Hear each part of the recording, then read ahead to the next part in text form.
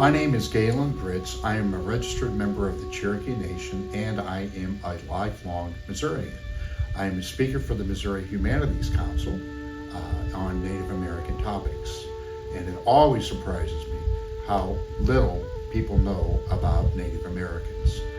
It is the longest part of this nation's history. The Cherokee Nation was in the southeast part of the United States, and they were forced to leave their homes and walk 700 miles, sometimes on foot, sometimes on horseback, sometimes by wagon. And some went by boats, but the majority traveled by land. It took them about a year to go across 9 states, Missouri being one of them. And we have the most miles of the Trail of Tears here in Missouri. It was at winter. It was not prepared very well. So 1 out of 4 of us passed away within the year. And most of those tended to be our elders, which were our memories of our culture, and our young people, which was the future of our tribe. My name is Jim Pinto. I'm from St. Louis, Missouri. My father was a Zuni Pueblo Indian from New Mexico. My mother, a Mississippi Choctaw. I've lived in the St. Louis area my whole life. You know, they both moved here because the relocation program in the mid-50s, and both ended up being employed here and stayed here in St. Louis area.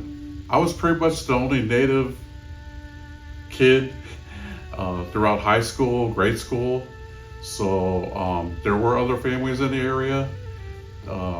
We were friends, you know, and also their parents also were part of the program, you know, different tribes.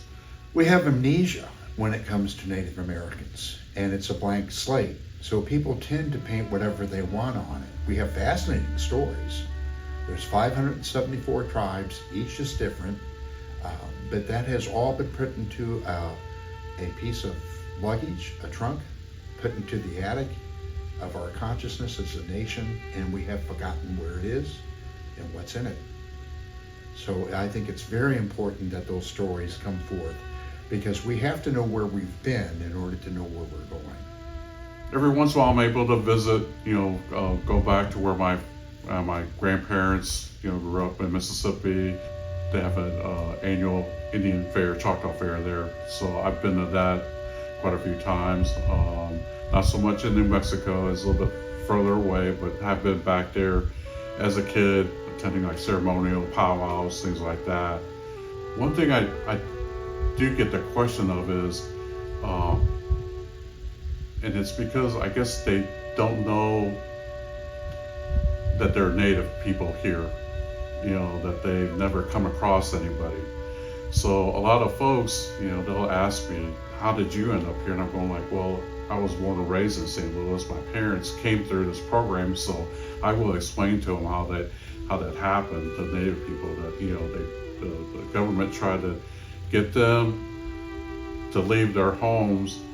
You know, some, you know, took advantage of it, I guess, and that's, I guess, how all these folks that you do see, you know, in the cities that are Native, I'm sure that's how they, you know, were part of that program. Museums have become fascinating places in recent years. Back when I was in grade school, you go into a museum, there'd be a glass case and a little type card and some object or artifact, a flintlock or a headdress or a sewing kit or a piece of china. And nowadays they have holograms, they have a lot more research, they have personal diaries, they have people reading, people being interviewed, and they're really fascinating places and easy places to learn things. So I see this as a really good opportunity. The center of the country, on the Trail of Tears, it's a wonderful place to have a museum of this type.